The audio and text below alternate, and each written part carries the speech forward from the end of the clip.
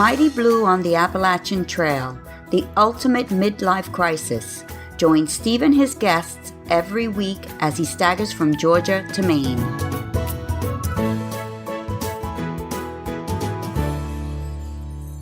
Hi, and thanks for coming back to Mighty Blue on the Appalachian Trail, sponsored by Trailtopia Adventure Food. I thought I'd better mention that it's food we're talking about, just in case I left you in any doubt over the last couple of months. This week, we're up to episode number 67, and our guests are Nate and Sharon Harrington, while their young son, Asher Thomas, who we're going to hear about in the interview, will be putting in a guest appearance at the end. If the name of our guest is familiar to regular listeners, you may recall that I met Nate and Sharon at Trail Days earlier this year. They had set up a stall to sell their amazing Katahdin signs. Nate will tell you about them in the interview, but basically they're mini replicas of the sign that everybody clambers onto when they summit Katahdin. You stick your summit picture on top of the sign, and I can tell you from personal experience, they look great. I've added a picture in the show notes of mine. We'll be hearing from the Harringtons, or the Hiking Vikings, in a minute. First, how about a spot of lunch? How about those days when you've struggled through the morning, probably got 10 miles under your belt, and breakfast is a distant memory. It's lunchtime, and yep, you could always have your fourth Snickers of the day for yet another sugar rush. But sitting there in an empty shelter protected from the bitter wind, I'm sure you'd really rather have Trailtopia's beef-flavoured ramen noodles with green beans, corn and mushrooms. Tea-flippin'-licious. And if you need to go without the gluten, all of Trailtopia's ramen noodle lunches and light dinners are available gluten-free. Try Trailtopia Adventure Food, the best of home cooking away from home. Yum yum. Also on this week is Blaise Vitale. Blaise is going to be telling us about the Superior Hiking Trail. In case you're wondering, that is Superior as in Lake Superior, as opposed to Superior as in better than. It sounds like an awesome trail and well worth a visit, according to Blaise. Blaise, by the way, is also planning a through hike of the Appalachian Trail in 2018, having tried out the Superior Hiking Trail as something of a warm-up. Last, but hopefully not least, I've moved on to the first part of Chapter 5 of Walking with Spring by Earl Schaefer. I don't know about you, but I'm enjoying reading his story and the many parallels I hear with hiking nowadays. He even comes up with a rough and ready calculation on the number of steps it takes to do this. Yep, even back then, it was 5 million steps. Now, with Asher and young Hank sleeping peacefully throughout, here are Nate and Sharon Harrington. Okay, I'd like to introduce a couple I met at Trail Days, Nate and Sharon Harrington. Hi guys, how are you? Good, how are you? I'm good. Well, I know, I know since we spoke, Sharon, you've had another baby, a second baby, young Hank or Henry, and your first child is AT. We'll come back to those in a minute. So I know also that you may have to suspend the conversation if one of them wakes up. So we'll see how that works out. Now you refer exactly it's life. You refer to yourself as the Hiking Vikings. How did that name come about? Because I saw that fantastic cheesy picture of the hats on the top of Katahdin, which was pretty darn good. How did you get the name? Well, that's exactly it. Well, Sharon and I, we started our hike very early. I mean, we were early February 10th. And my brother's wife, she knits these really goofy hats. She just really likes to knit things, and she's always coming up with these goofy hats. One in particular is a fish with a mouth open, and it's for babies. So the fish looks like it's kind of sucking on the baby's head. So she comes up with these really interesting hats, and she said that she was going to make us some hats for our through hike because we were going to be starting so early and it was going to be very cold. Yeah. And a couple weeks before we left, she handed us a bag and it had these two, knitted stocking caps in them they were Viking helmets. Sharon's had these golden pigtails and both the helmets were gray with horns on them. So it wasn't very long while we were on the trail that we were dubbed the Hiking Vikings. Well, we certainly need to have a picture of those. We need a picture of those hats, definitely. Oh, for sure. But it was at Woods Hole Hostel that we got our very own trail names, individuals. I became Viking and Sharon became hiking. Nice. Now, give us some idea then of your hiking experience prior to going on the AT, because everybody has a different story how they come to the AT. What was yours? Well, I grew up on a dairy farm, spending a lot of times in the woods, hiking and camping. There's a story of my neighbor and I. We were 12 years old, and we had built a cabin in the woods behind the farm, and would often go out and do overnights at 12 years old. And it was unsupervised, which would be unheard of at this point in time. Of course, one would let a 12-year-old child out in the woods by themselves. But so I started at a very early age with just being outdoors and hiking and camping. And I think I was 14 or 15 or something when I first heard about the Appalachian Trail. And since that day, I always wanted to hike it. Oh, right. Even though you didn't know what it was like. What about you, Sharon? Well, I would say that I've always been very interested in the outdoors. However, no one really ever got me out there until I met Nate. And as far as our hiking experience together goes, before we hit the trail, we took a few trips up to the Adirondack Mountains in upper state New York. Yeah. And that's where Nathan introduced me to mountains. And I loved it. And I fell in love with just being on a summit and seeing, or sometimes not seeing because it's grayed out, yes. But just being able to, see vast amounts and just think, I was there and driving through those winding mountains and seeing that we could be up there in, 3 hours. It's a very humbling experience, isn't it? Don't you think so? It's a very humbling experience to be on top of a mountain. It is. It really is. So that's where we started our hiking experiences together. Yeah. And once we decided to go on the AT, we did a week long on the North Country Trail, which is a section of the North Country Trail, which is near our home. All right, I see. So the idea of hiking the AT together, for most people are building careers and having babies, which you weren't at the time, obviously, because you weren't married at the time, and they build their careers. But what was your situation that allowed you to take 6 months off each to go and hike? Well, for me, I wasn't actually allowed. Oh, there we are. Good idea. I was working at a steel shop. I was a machinist, and I had worked there for 10 years. And when Sharon approached me and she said, well, let's do it, let's hike the Appalachian Trail. She knew it was something that I would always wanted to do. I had approached my boss and said, hey, this is something that I want to do.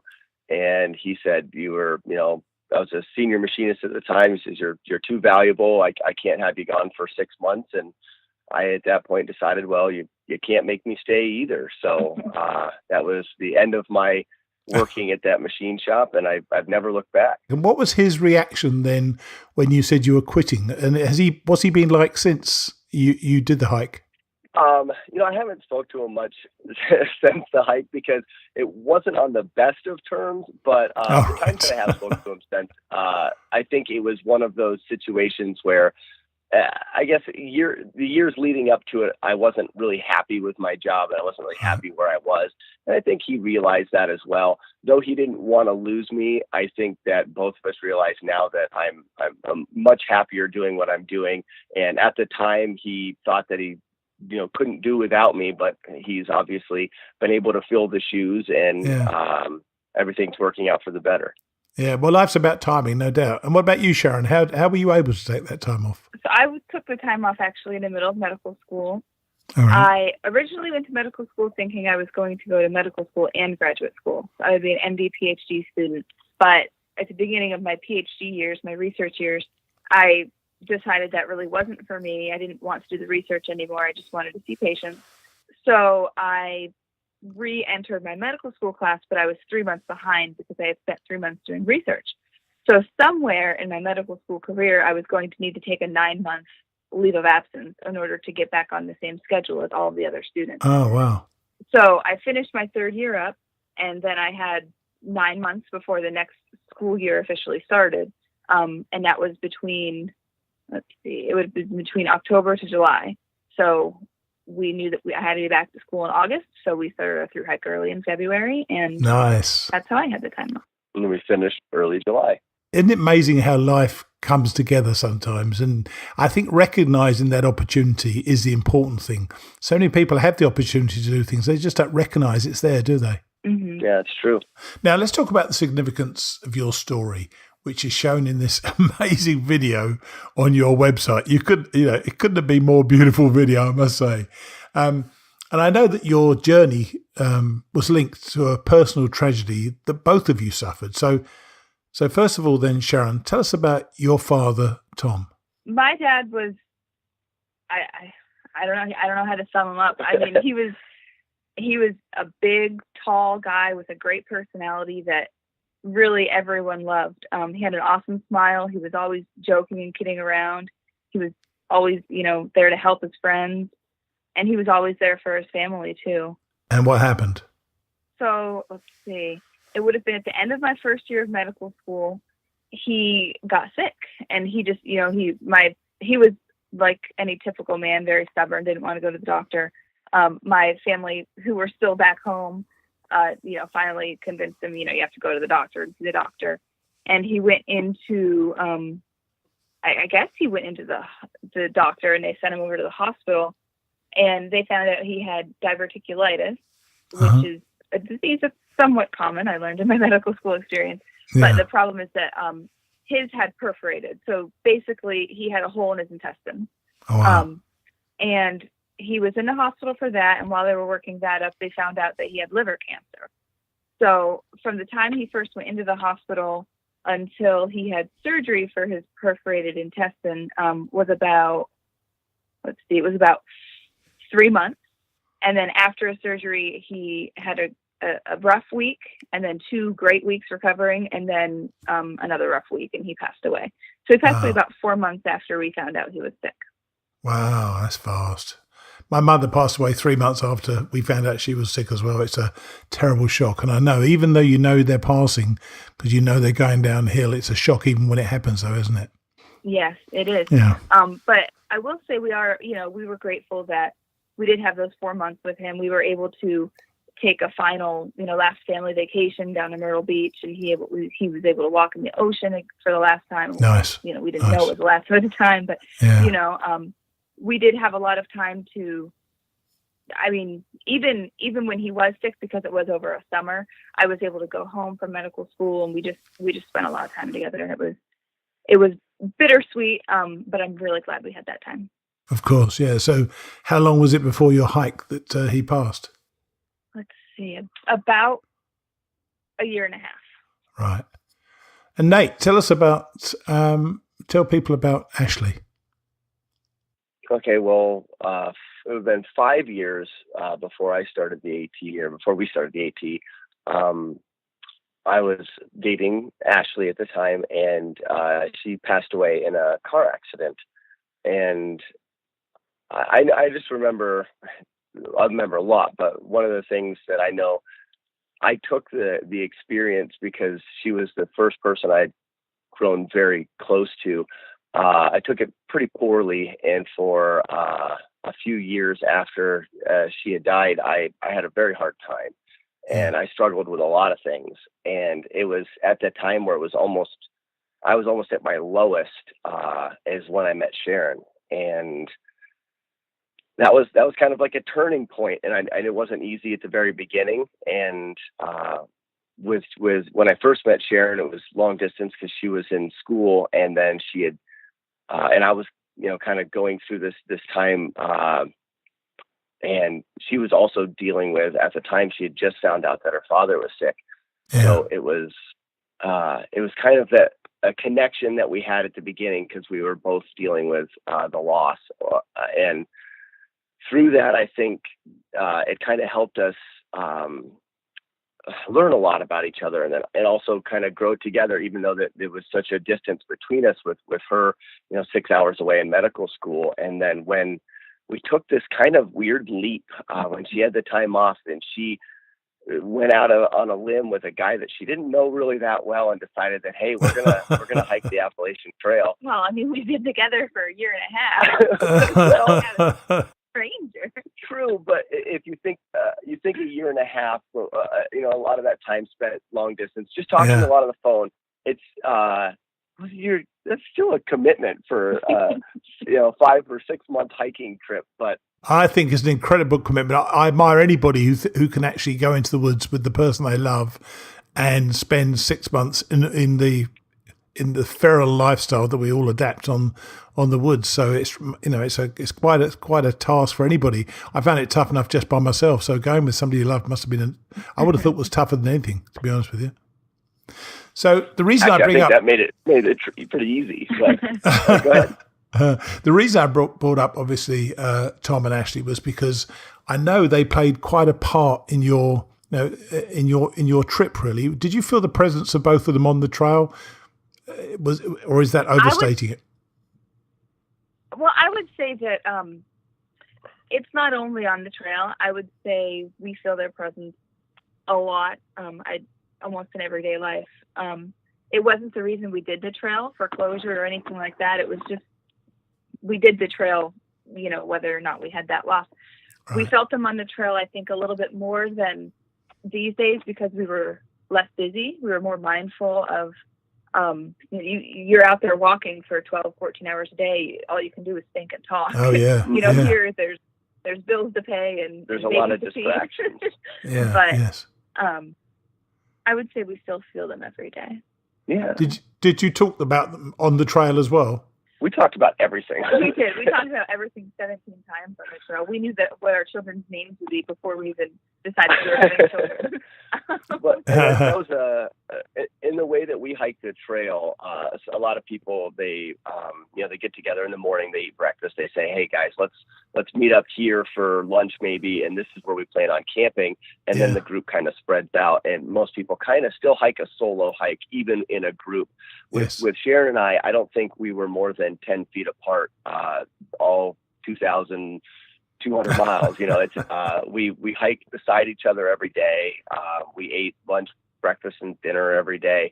So we really spent all of those hours talking. And I tell you, I wouldn't trade it for anything. I know more about this girl sitting beside me than I do all of my family. Like Sharon said, we've covered most topics that couples don't really even touch on, and we've covered them multiple times. So we've really got a chance to learn a lot about each other. Well, I know that you had a lot of fun because I watched a selection of your videos. I didn't watch them all, but I dipped in and dipped out. In each and every single one I saw, you were constantly making funny faces at each other. It's almost like you were deliberately making faces. I mean, what's that all about? Well, that's what that is that's just us. Well, and that's also a way of dealing with things. I tell you what, that Appalachian Trail was never going to beat us. And the one reason why it couldn't beat us is we laugh at it. We've got a section of video of us in Maine. It was 3 days before we summited, and it is just a downpour. But Sharon, being my navigator, my weather woman, and all-out planner of this hike, she knew that we weren't going to get any more rain. She said, "This is the last time that we're going to get rained on." And we laughed and we skipped through the water and we, yelled into the air because it couldn't beat us, So that was, and I tell you, anybody that's out there thinking about, hiking the AT, there is a mental struggle that you're going to go through on the trail. And if you can adopt a habit of laughing your way through those hardships, you find out that it can actually be pretty easy. It's the only way forward. You can't do anything about it. You're going to get rain. You're going to get all sorts of weather the whole time. You go away for 5 or 6 months, you're going to get the full spread. So just expect it. Yeah. Now tell us the story about bridges on the trail. That was an interesting one. More than interesting, it was bizarre. Absolutely. And there's it kind of touches on, you were talking about whether we could kind of feel a presence for Tom or Ashley on the trail. And this is an example of, and you take it kind of how you want to, but for some reason and I'm not a photographer, and I'm more of the experience the moment that rather than try to capture it. So while we were on the trail, I did find that I got into the habit of taking pictures of bridges because from hiking the trail, you're constantly, whether it's a footbridge or a bog bridge or a big, long suspension bridge. I mean, you're constantly walking over bridges. So it was that a reminder for me to get the camera out and take a picture. Well, I carried the camera, so it was always Sharon that was getting up on the bridge and posing and making a goofy face, and we were taking pictures. Well, I can't remember exactly where it was. You probably have a better idea. It was, we had just left Bob Peoples. All right. Kinkora. Kinkora Hospital. Yes, yeah. Kinkora Hospital, yes. So, and for some reason, Sharon said, I stopped. I said, go up on that bridge. I'll take a picture. And for some reason, she looked at me and she says, no, you go out on the bridge and I'll take your picture. And this is the very first time that, we had changed the routine. And I said, okay. So I gave her the camera and I went to run out onto this bridge, and I started walking across the bridge, and I remember yelling back to her, just tell me when to stop, so she could get it framed in the picture. She was looking through the camera. So she told me to stop. I turned and I put my hands on the railing of the bridge, and she took the picture. And when she did, I can remember feeling something etched in the bridge right where I set my hand. And when I looked down, beside my hand, all I could see was the Appalachian Trail symbol. And when I removed the rest of my hand, it spelled out the rest of the name, and it said Ashley. That's spooky, isn't it? That really is spooky. How do you react to that stuff? You just laugh, or what do you think? Well, it's amazing to me. I mean, there's so many ways you can interpret something like that, and I don't know whether they're still with us. I love to think that they're watching over us, and I love to think that, because before we left for the trail, I visited Ashley's grave. It was like 5 days before we left, and it was on the 5th anniversary of the accident. And I remember visiting the grave and saying, this is what Sharon and I are doing. If you want to come along, you can come along too. And it's things like that make me think that, hey, maybe she did come along for the trip, and it just makes me smile. Cool. Connecting it back to our everyday life as well. Here's another example. For the birth of both of our children, the nurses in the hospital who took care of us have been named Ashley. Oh my gosh. I mean, it's a somewhat, popular name, but still just to have and they were two different nurses. And they were different nurses. And when Henry was born here 5 weeks ago, we were looking for it this time because we had a nurse taking care of us when Asher was born, and her name was Ashley. And this time we were waiting for it. And we had actually got put in, what do they call the room after delivery? The postpartum room. Postpartum room. We got put in there, and we both kind of were thinking to ourselves, well, we're not going to get another nurse named Ashley or whatever. And next thing you know, the nurse comes to the door and she says, hi guys. She talked about a couple things, and she said, I'm Ashley and I'll be taking care of you. That's so bizarre. It's kind of odd, isn't it? I mean, I remember you telling me at Trail Days, you found the ring. Tell that story again. That's even more amazing. Tell us about the ring you found. That runs right along with. Well, it's tied around my neck right now, but it runs right along with my idea to propose to Sharon on MacAfee Knob. Yeah. This was an idea that I had before we set out, because I knew from the beginning that there was something special about Sharon. Yeah. And I try to make a plan, and Sharon will tell you, I'm not very good at planning things. And if it wasn't for her, I don't know if I'd ever been able to get out of Georgia.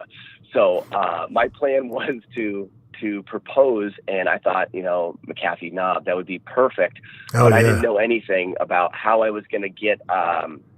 We had a family ring that I was going to use to propose, and how I was going to get that to me. I didn't want to take it from the beginning because I thought I would lose it. And then I'm like, maybe I'll have my mom, who had been giving us some packages. She was sending us some mail drops, and thought maybe she could slip it in there somewhere.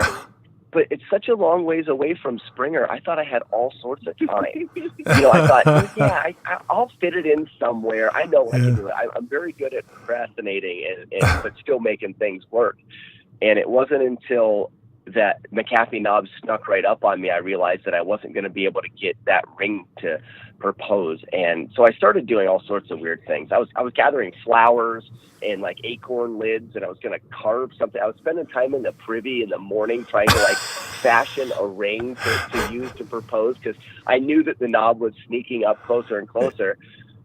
And it was the day before we hit MacAfee Knob. We were in a thunderstorm, and we ended up taking and getting off trail to go to a shelter to kind of get out of the storm. And it was Pickle Branch Shelter.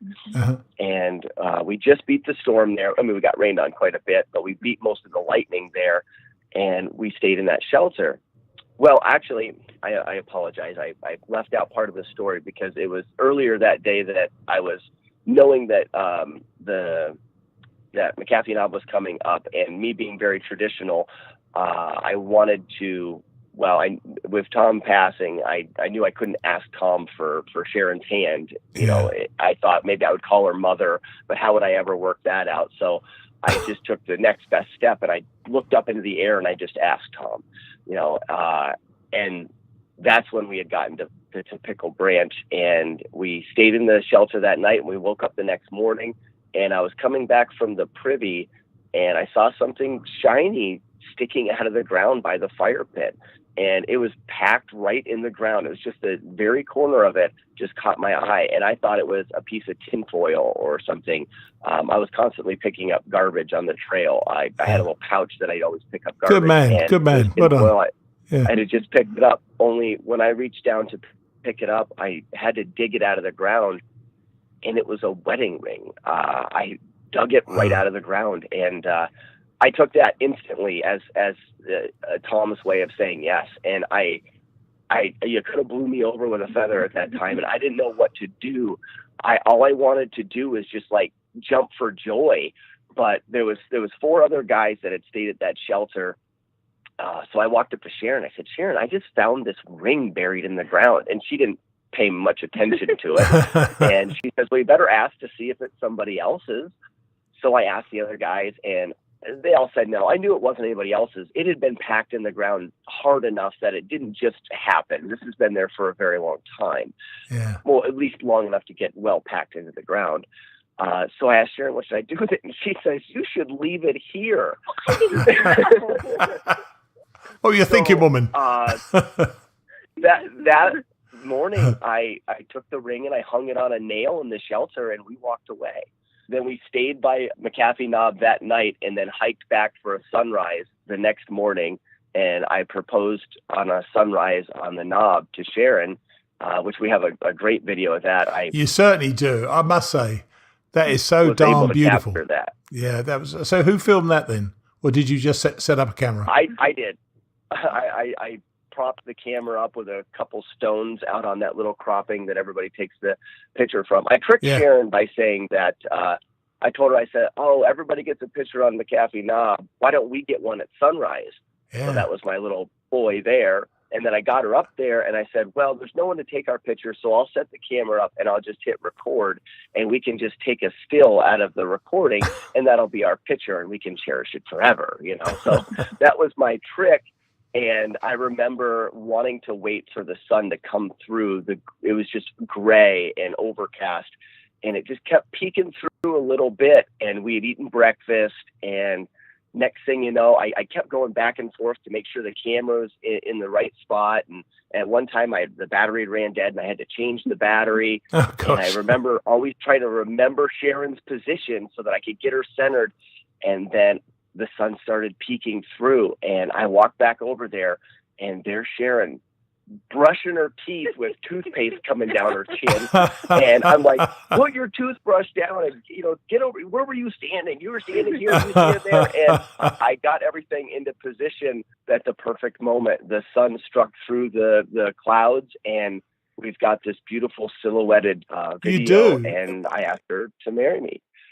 He asked me to marry him. Yeah, I've got to ask you, Sharon.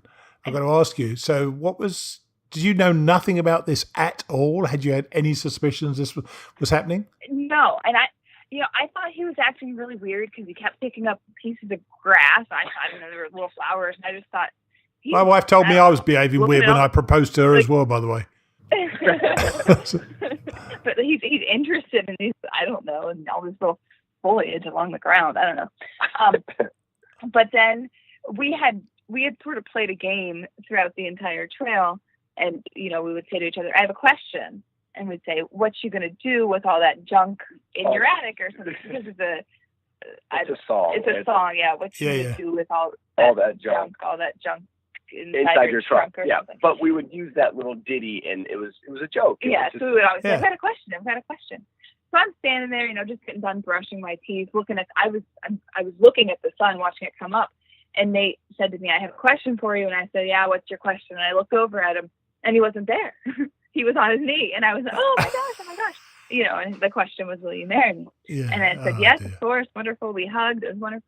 And then he said, "But I don't have a ring." I said, "Okay." And then he said, "But let me tell you about the ring that we found." And he told me the story about the ring that we had left, a day and a half worth of hiking back behind us at Pickle Branch Shelter. And I said, "We need to get that ring. Why did you leave it there?" Your first row. Your first row. Excellent. Straight after getting engaged. Did the two of you find that the trail tested or enhanced your relationship? I know you said you were within feet of each other just a couple of feet of each other the whole time. It's still a testing time. How did you feel at the end of it? Once you'd finished, because you've been in such close proximity with one another the whole time.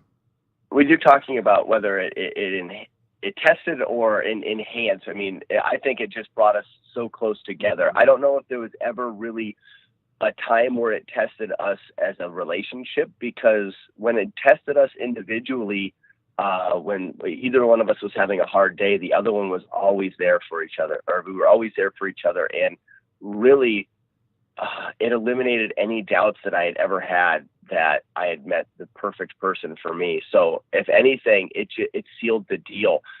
We were so compatible when it comes to hiking together. I don't know if there's very many hiking partners out there that fit together quite as good as we did on the trail, from everyday activities, from gathering water to blowing up the sleeping pads to, cooking. And we would divvy up the responsibilities. And there was jokes here and there, but most of it pretty lighthearted. We did I think a really good job together.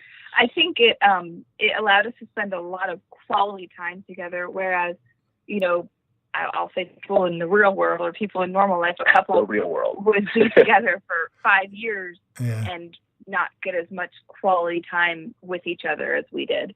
Yeah. Like we said, we spent every single second on the trail together, and it just showed us who each other really was. And I think that we just found out that not only did we really, really, really like each other, we love each other. Yeah. Right. Well, that's pretty handy, isn't it, when you get married and got 2 kids? So very helpful.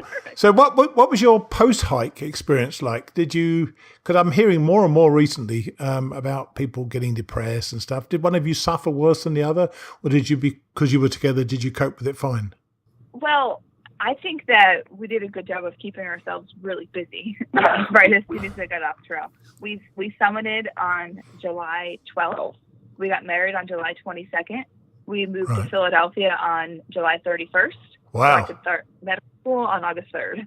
So we just kept ourselves really busy. I will say the one part that was probably the hardest for both of us, and maybe Nate more than me because I was busy at school, but is that we went from the trail, and within less than a month, we were in Center City, Philadelphia.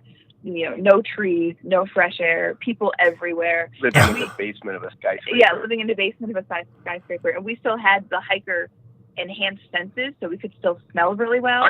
And Philadelphia stinks. Pretty bad. So that was terrible. That was probably the worst thing. How did you feel about that then? It's a very strange transition, no doubt about it, for virtually everybody. How did you cope with it? Well, I think Sharon said it right. We filled our time and our minds with so many things. We were very ready for the trail to be over when we finished. We talked so much about getting married and having children. It's something that both of us really wanted. So we were prepared for all of these things, and I don't think it was very soon. I feel like I'm feeling more of it now in the last year, the longing for the trail, and because we've been off for so long, because that initial time off the trail with moving and getting married, and then having Asher was everything was happening so fast that now, and I guess with Henry it's going to be pretty busy again, but I guess now I would say it was a longer period before I started to really feel the longing for the trail, because we were so full of just activities and other things to keep us distracted, didn't let us focus on the trail. I think that's an important thing, to have those things to do. And obviously you were starting medical school again, Sharon, and I know you were setting up, you've been doing something as well, which we're going to talk about in a second. But before we do, I know that you've got yourself a little challenge in February, haven't you, Nate? Yeah, actually, I tried it one time. It was the winter after we finished the hike. I attempted to do a 4-state challenge, which a lot of people are familiar with on the AT, which is you hike from Virginia into Pennsylvania. West Virginia. Well, I No, thought you're you were going in hiking order, but yeah. You missed out Virginia and West Virginia and Maryland. Well, I thought I was on the same line as you are. He was just saying end to end, but that's why I looked at it. All right, so You missed West Virginia and Maryland. Sharon gave me a goofy look, but yeah, from Virginia to PA, you go through West Virginia and Maryland. There's 4 states total. That's where they get the 4-state challenge, and you try to do it in 24 hours. Is it 40 odd miles? It's 43.3 miles, I think. Wow. I just did the math today. It's written right there, 43.3 miles. But you add a significant challenge when you try to do it in the wintertime. And that was the reason why I wanted to do it, because it's not that uncommon for through hikers in particular, and then hikers to do this challenge. But as far as I know, it's pretty unheard of for anybody to do it in the wintertime. You have 24 hours, but in the winter you're limited to about 8 hours of daylight. So you're hiking a lot of it at nighttime, and trail conditions can be pretty bad. I failed my first attempt due to trail conditions and mud, and I was actually trying to prepare myself well. I thought that there was going to be snow on the trail, so I actually hiked the miles southbound, putting footprints in the snow, knowing that it was going to be dark for the majority of it, and it would be easier to follow my own footprints in the snow than maybe to search for white blazes on snow-covered trees. I thought you said you weren't very good at planning.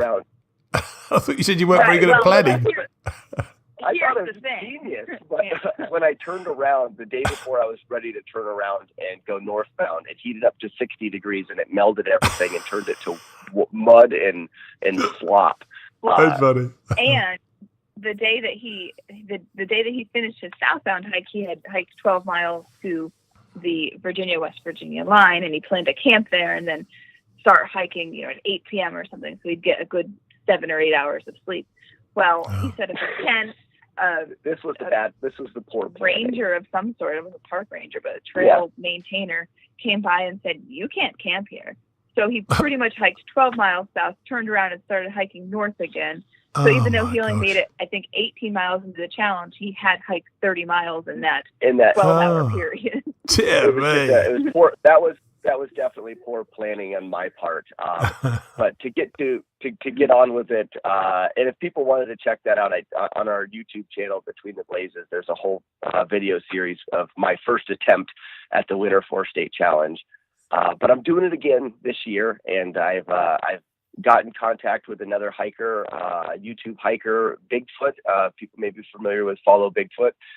He hiked the AT in 2016. He did the John Muir Trail this past summer. He also he had an attempt at a speed record for the Superior Hiking Trail. Wow. But Bigfoot and I were setting out in February to attempt the Winter 4-State Challenge. Cool. Well, I'm going to put a link to your YouTube track channel anyway. Now, tell us about the signs that you sell, because that's how I met you originally. You were selling these signs, and they were so compelling that even I, a pensioner who's got no money at all, decided to buy one. and I bought one when you had 25% off, which was a right result. So I'm very happy with that. It looks great. I promise you. I promise anybody listening, you may not have seen it, but look at it on his website. It is so lifelike. It is extraordinary. And there's a real feeling to it, and I strongly recommend anyone to look at these things. So tell us about how that came about and the contribution that you make to the ATC. Well, yeah, it was my way of giving back. I searched for it I knew very, very early on in the trail how much work went into making the Appalachian Trail what it is. Without the volunteers and the maintainers, Sure. we couldn't hike it. It is just Absolutely. as simple as that. If it wasn't for those people, if anybody's ever been out there and hiked a section before it's been maintained and had to deal with blowdowns, you'd realize that. And I knew from the beginning. And as I was hiking, I was trying to think of ways of giving back, and I kept landing on doing volunteer trail work. But like we had just discussed, when we finished the trail, life got so busy for Sharon and I. Yeah. I kept telling myself, I'm going to get out there and I'm going to do a week of trail maintenance. I'm going to do that for the AT. I need to do that. But we got so busy that I just kept not fitting in the schedule. But I did remember, and I had made one for myself to begin with, because there was a man in Maine that said that the reason why you take your picture beside the Katahdin sign is because it's too big to take home with you. And that kind of struck a chord in my mind. Good. I thought, well, and being a woodworker, I thought, well, I would like to fashion a smaller version of Katahdin. And I had thought in my head, well, I could make it where I could put our summit picture on top of it, kind of like you stand on top of it when you get your picture taken. Yes. That would be kind of cool. So I went through a couple different designs, and I had made one. I put a quick post out on Facebook, just kind of showing it off because I thought it was really neat. And I got a really great response, and that was, where can we get one? Yeah. A lot of people wanted to know where they could buy one. I said, well, it's not for sale. And then that's what kind of made me think, well, maybe it should be. So I made a video of the process and how I make one, and I posted that, and I got a lot of feedback. So I auctioned off the sign that I made in the very first video. I auctioned it off, and it sold for $100. And I took that $100 and I put it back into more parts, and I did the first run of signs. I think I did 10 or 12, maybe, I can't remember. And then those ones sold, and I put the money back into it. At that point, I had contacted the ATC, and I said, hey, I've got this idea. People are really liking it, and I've been looking for a way to give back. Is there any way that we can work together? They loved it. They wanted me to put them in the headquarters of Harper's Ferry. Cool. I've sent them to a couple other places. And now they're all up the East Coast now. You can get them at the gift shop in Baxter. I've got them in a lot of the hostels along the trail. Great. We sell them at our website. I give, for every sign that we sell, there's $1 that's donated back to the ATC. But if you buy the sign from the ATC, we give an extra $10 for everyone that's sold through them. And in the first year, we've raised over $1,000 back to the Appalachian Trail. Good for you, man. I really, there's only one thing wrong with it. It's not my Appalachian Trail sign. It's not my Appalachian Trail sign. I went in 2014, and they must have changed it, because they've changed the length of the hike as well, haven't they? That's something you could do that, couldn't you? You could do another one for different years. I've updated because I go through a printing company to actually have the information printed on the signs. At first, the first one we actually hand wrote them on there, and you can barely even read it. I thought it was pretty nifty. Sharon did a very good job of writing it, but it was better to have them printed. So now they're printed on there. I do have the design updated for the sign that is on Katahdin now. So the new signs that I'll be making this next coming year, it'll have the appropriate sign that's on top of Katahdin. But it's very hard, because I've had a lot of people that want their specific distance, which is not always accurate to the sign. The sign gets changed every 5 or 10 years. Yeah, I know. But the distance is different every year. So I've had people ask if I can specially print them one that's, got the 3 extra tenths that they hiked that year. And I don't know if I'll ever go as far as to do them that custom, but I'm going to try to keep up with the Katahdin sign that is on top of the mountain at that time. And then I would wouldn't mind making some of the older ones as well for people that hiked, quite a few years ago. Because the one in custom sign, isn't it? Twice the price. Happy days. Works really well, doesn't it? But I tell you what, I got very emotional when it came. You'd be surprised. And I was emotional because I just open it up and there it is. It's smaller, obviously, but it is there. I look at this thing. I look at it every day, and I think to myself, "Oh my God, I stood on top of that." It still is a thing that stays with me forever. And anybody who listens to this podcast knows that I mention Katahdin a lot because it is an almost mystical place, and that sign is a mystical spot. It's a fabulous spot to be. It really is, and I think you do a fantastic job, I must say. Well, look, I tell you what, I've thoroughly enjoyed chatting with you guys. It's been. Your story is very compelling. I'm going to put the links to your various sites, and I really appreciate you keeping your children asleep, assuming they are still asleep. And I know they're lying right with you. Yeah, I do not know how they're still sleeping. Henry's probably almost been sleeping for 3 hours. And that's awesome. Which is unheard of. Okay, well, great talking to you. Okay, and hopefully we'll catch up again soon. And congratulations on the sign and raising the money for the agency. It's a tremendous effort. Really appreciate it. And thanks for having us, and keep up the great work on the podcast. I've just started listening, and I'm going to catch up. I started back to the beginning, and I'm going to listen to them all. Cool. Appreciate it. All the best then. Yep. Bye. Keep it between the blazes. There it is. Between the blazes. Bye. I must say, bless him, Nate did warn me in advance that he talks a lot. But, he has a story he wants people to know. He is so in love with Sharon and weaves their separate stories together, along with help from Sharon, into a compelling narrative tale. Some of those incidents were almost spooky, and you can tell the overwhelming impact that the trail has had on them and, by extension, their children's lives. Lovely stuff. Don't forget, look at the picture of Nate's sign that I've added to the show notes. It really is something special. And as you heard, he helps out the ATC at the same time. Everyone's a winner. Apparently, soon after we'd hung up on the phone, Asher had something to say. So Nate sent me his words of wisdom. Okay, Ashy. Now I want you to talk into this. Say, AT. AT. Yeah, you're AT, aren't you? Okay, because you're Asher Thomas. Now, do you like to go hiking? Hiking. You like to go hiking, don't you? Yeah.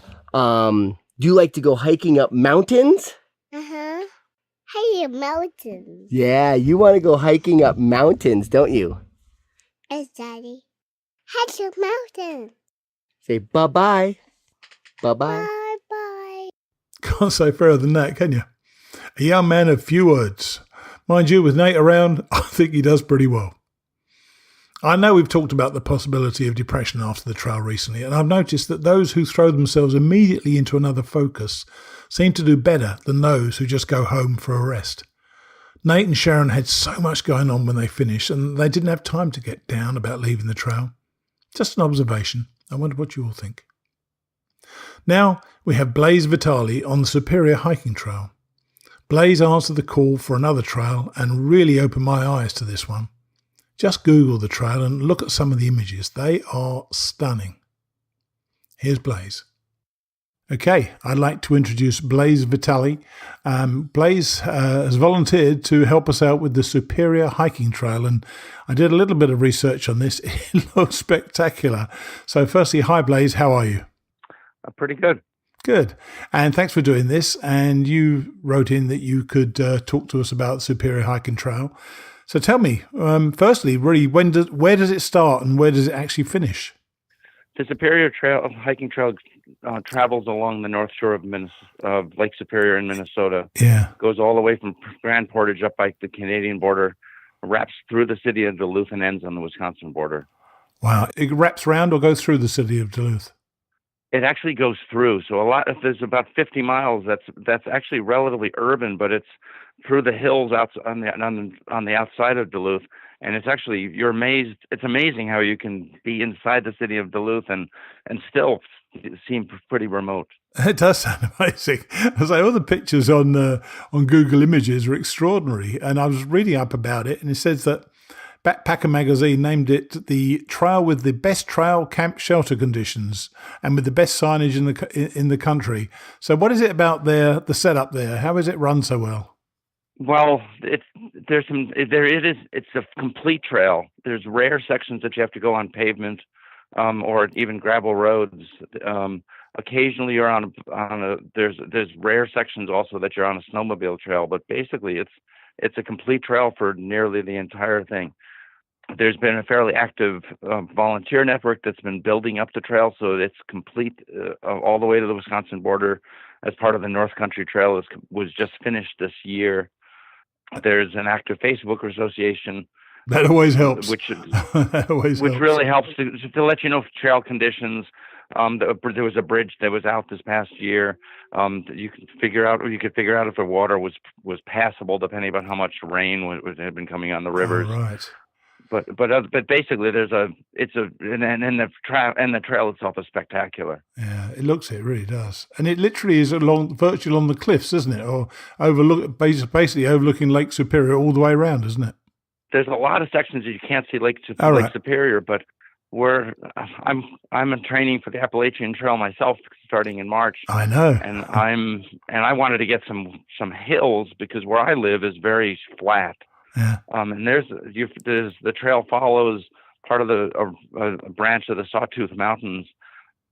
So there's actually some nice hills. The highest ones are about 1,200 feet above Lake Superior. Uh-huh. When you get up on the top of them, you get some beautiful views of the lake.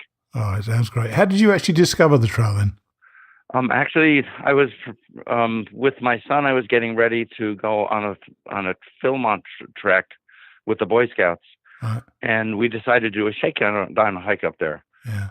Just so that everybody knew how their gear was working and that we were in decent shape. And I'd never even heard of the trail before this.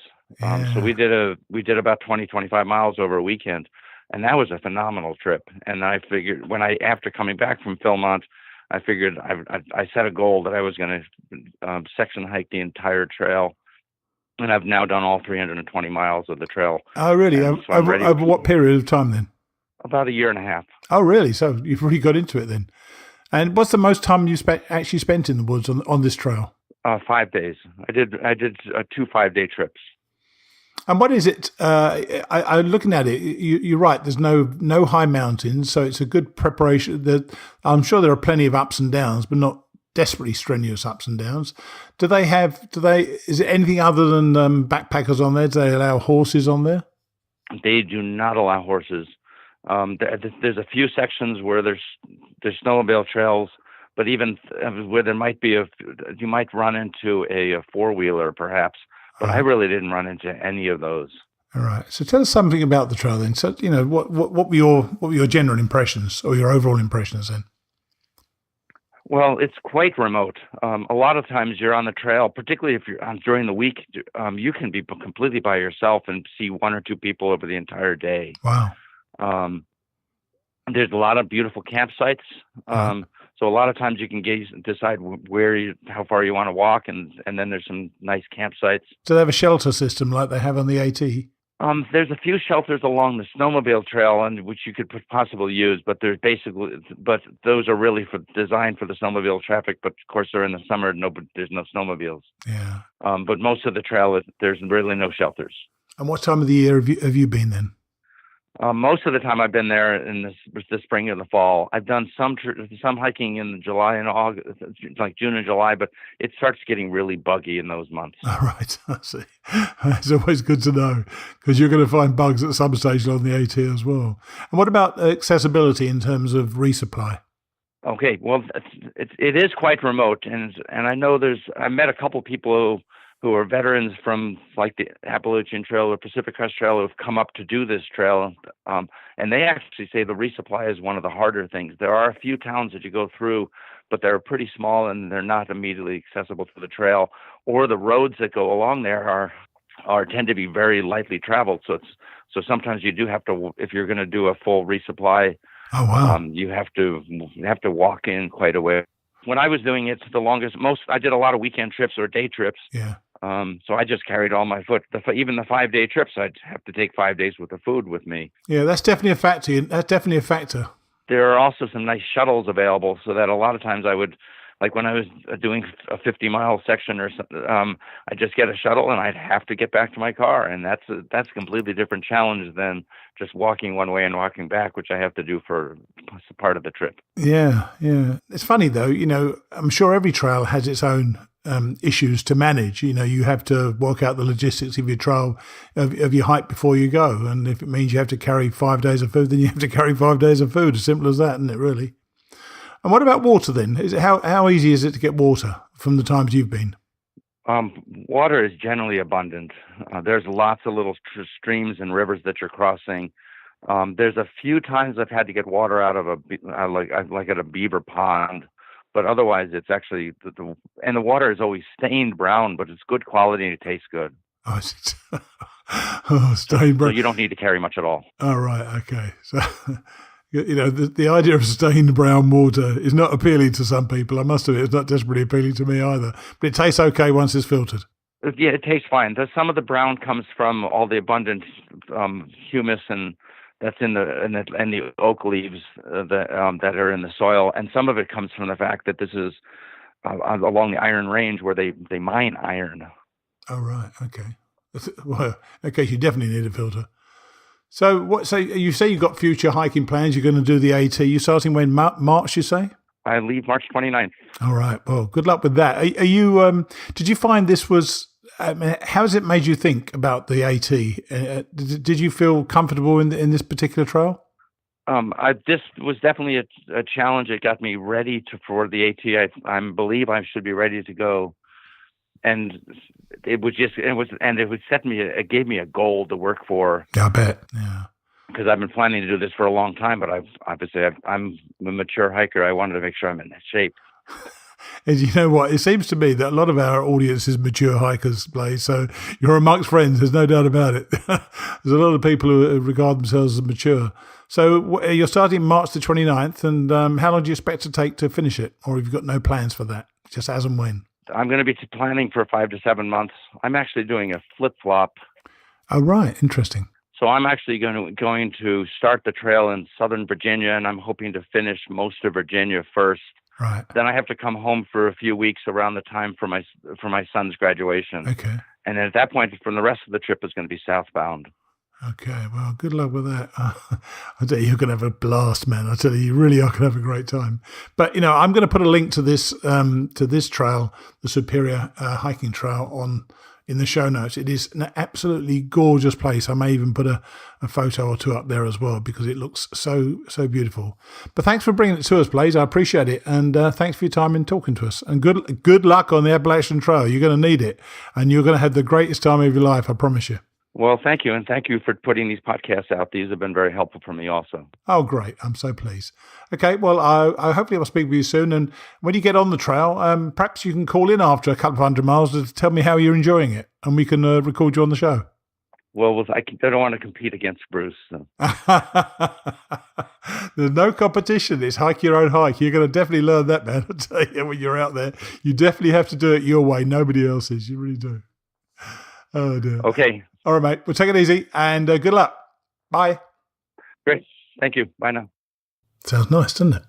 A 300-mile warm-up hike for the AT seems a little excessive, but it looks to me that the Superior hiking trail could be very well named indeed. Please remember to drop in to hear Bruce and me chat on returning to Katahdin, an Appalachian Trail dream. It's out every Monday morning, and this week we have a bit of an old favourite from this show. Fear and Loathing on the Appalachian Trail. Yep, Fear and Loathing, where Bruce tells us what he's a little concerned about for his 2018 hike. He's also blogging at returningtokatahdin.com, while you should also check out our sponsor site, trailtopia.com.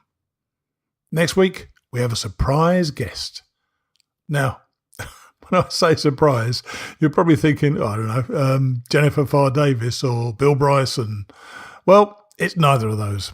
It's a surprise guest because about 2 minutes prior to writing and then recording this, I realised I didn't have another recording in the can. So next week's guest is still a surprise to me. But don't worry, I have several people ready to go. Last of all, we're on to Chapter 5 of Walking with Spring. This is part 1, where Earl does the 5 million step calculation and continues to run into people who think he's crazy to be out there by himself. Mind you, like we all do, he is constantly reminded of the generosity of others, and I can't help but recall my own experiences with many of the wonderful people I met on the trail. If you go out there, you will too. I'll see you all next week.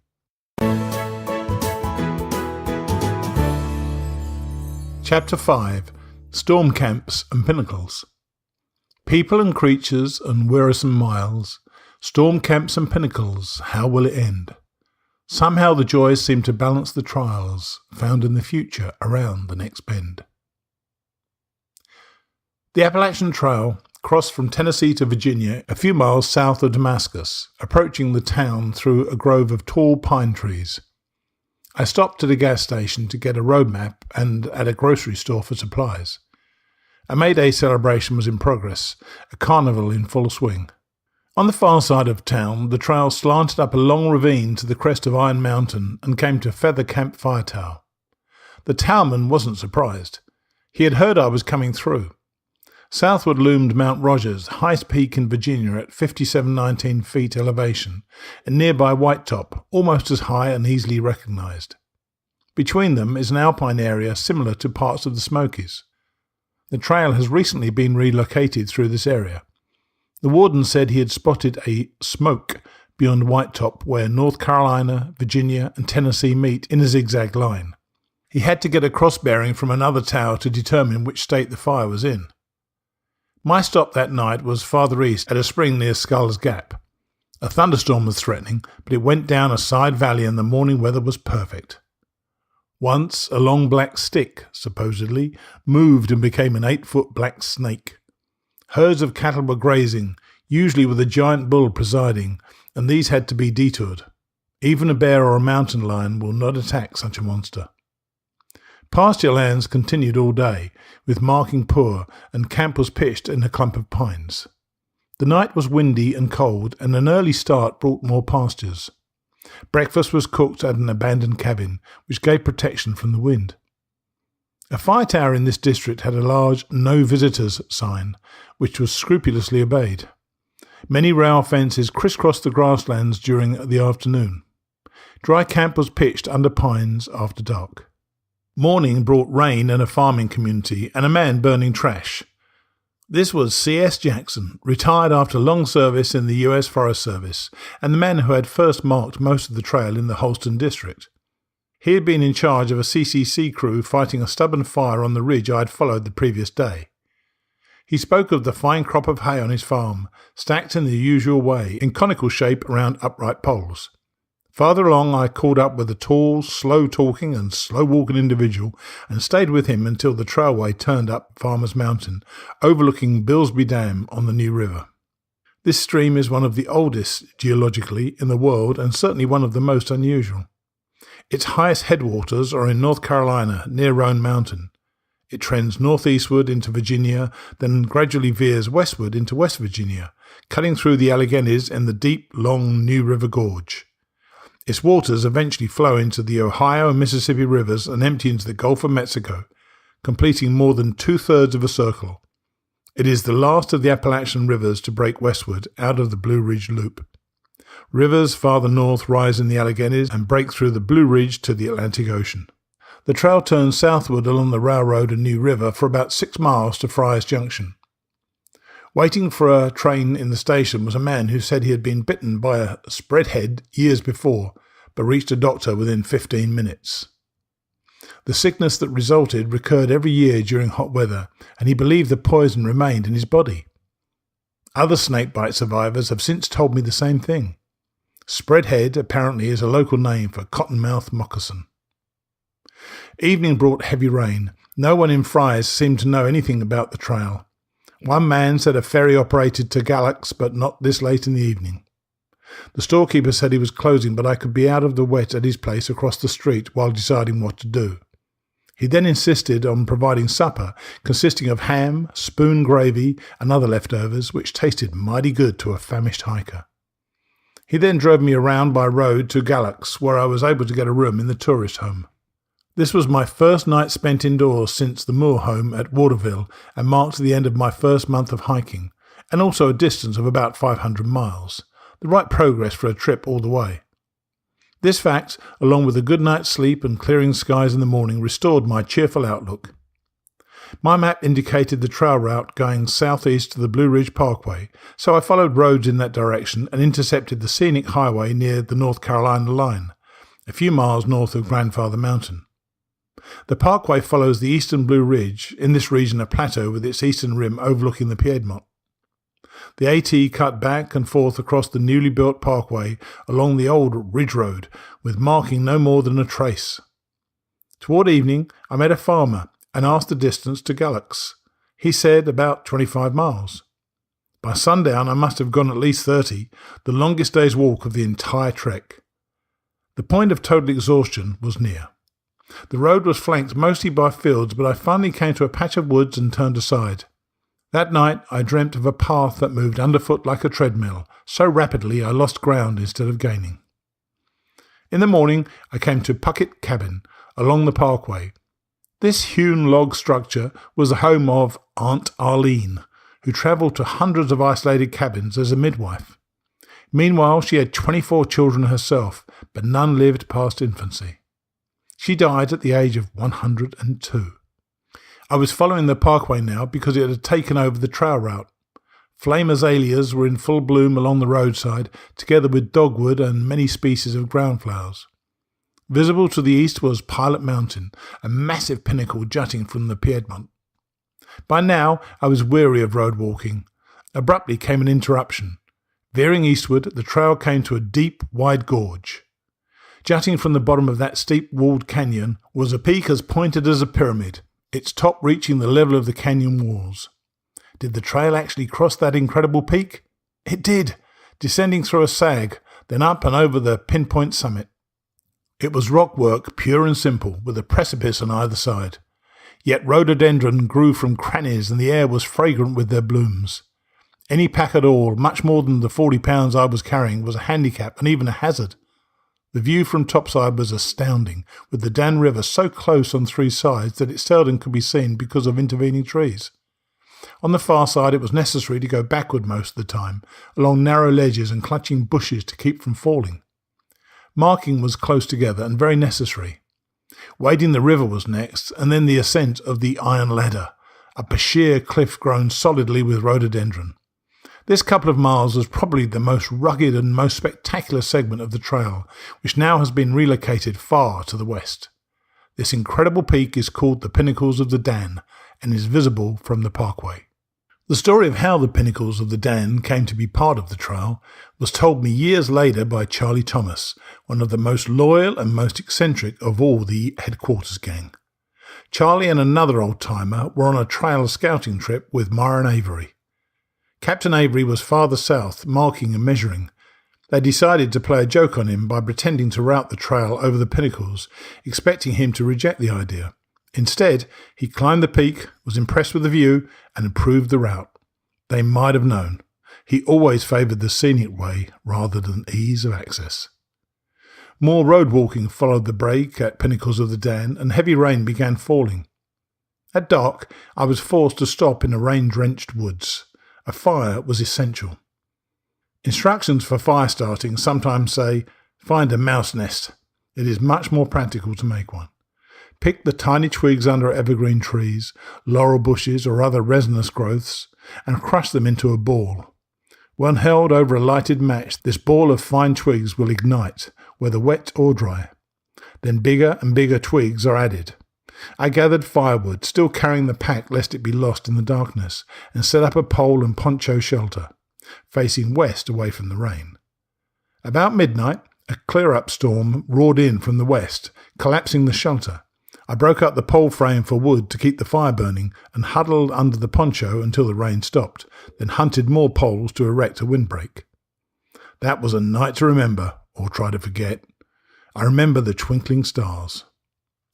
Morning weather was after rain, foliage shining in the sunlight and new growth scenting the air. Suddenly, the feeling of eyes upon me brought a halt. To the right was a fox, sitting in silhouette upon a knoll.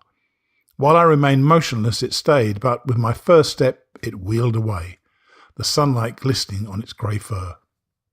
By midday, the weather turned rough again, with a gusty northwest wind and sleety rain. Later, I learned this squall was caused by a severe storm in West Virginia. While fighting this wicked headwind, I noticed a farmer ploughing in a field with a team of 2 mules and a horse.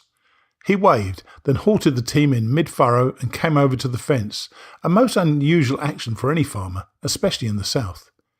He said his name was Handy, adding, "I ain't got no education, that's why I'm following the plough, but I like to talk to everyone as sensible as I can." Mr. Handy didn't lack education, just book learning. He owned 200 acres of farmland and 100 acres of pasture and rented another tract starting from scratch as a young man. He had built a large new house to replace the little cabin in which he and his wife had started out.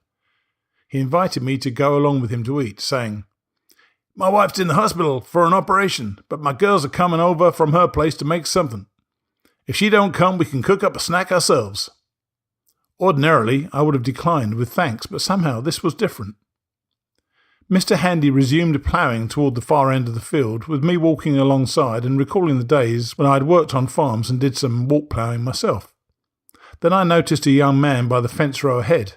He was moving around aimlessly, as though he could not keep still. Mr. Handy said, "That's my boy. Got throwed, shell-shocked that is, in the army. I got him home from the Veterans Hospital. Maybe it'll do him good if you talk with him." When Mr. Handy introduced us, the boy hardly seemed to notice, clutching the back of his neck as though from pain or numbness. Mr. Handy unhitched the team and told the boy to take the horse, which belonged to him, across the meadow to the barn and feed it while he took the mules to an outlying shed to fetch a load of hay. I walked along with the boy and asked him the age of his horse. His voice was hardly more than a whisper when he said, 2 year. Those were the only words I ever heard him speak.